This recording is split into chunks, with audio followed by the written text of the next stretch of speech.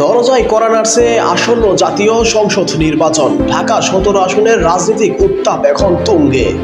নির্বাচনের সময় যত ঘনিয়ে আসছে ততই বদলে যাচ্ছে ভোটের অঙ্ক। আর সেই সমীকরণে নতুন করে আলোচনার কেন্দ্রে উঠে এসেছে জামাত ইসলামের হেভিওয়েট প্রার্থী ডক্টর খালিদুজ্জামান। এক সময় যেখানে তারেক রহমানের মতো হেভিওয়েট প্রার্থীকে রেগিয়ে আঁকা হচ্ছিল, ঠিক সেখানেই মাঠ পর্যায়ে বাস্তব চিত্র বলে এক ভিন্ন কথা। সরাসরি জনসংযোগ এবং পাড়া মহল্লা ও চায়ের দোকানের আড্ডায় মেতে উঠেছে সাধারণ মানুষের সঙ্গে এক নিরবিচ্ছিন্ন যোগাযোগ। সব মিলিয়ে ডক্টর খালিদুজ্জামান যেন ধীরে ধীরে লড়াইয়ের নিয়ন্ত্রণে নিজেকেই টেনে নিচ্ছেন। স্থানীয় ভোটারদের সঙ্গে কথা বলে জানা গেছে, দীর্ঘদিনের জমে থাকা সমস্যাগুলো শুনতে, সাধারণ মানুষের আশ্বাস দিতে অন্যদের চেয়ে এগিয়ে আছেন ডক্টর খালিদুজ্জামান।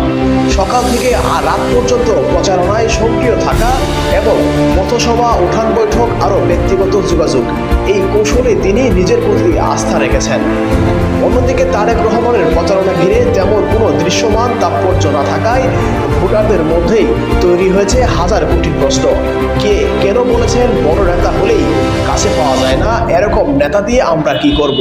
আমাদের বিপদে আপদে, আমাদের দুঃখের সময় যদি সেই নেতাকে না পাই, নেতাকে যদি বুলেট প্রুফ গাড়ি দিয়ে ঘুরতে হয়, তাহলে এমন নেতার কোনো দরকার নেই।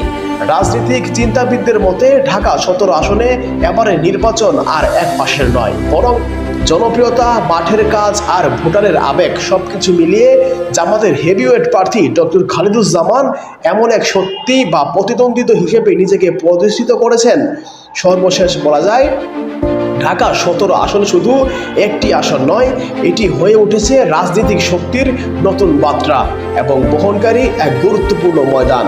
শেষ পর্যন্ত কার দিকে ভোটারদের রায়, সেটা দেখার জন্য অপেক্ষা করতে হবে ১৩ তারিখ অবধি।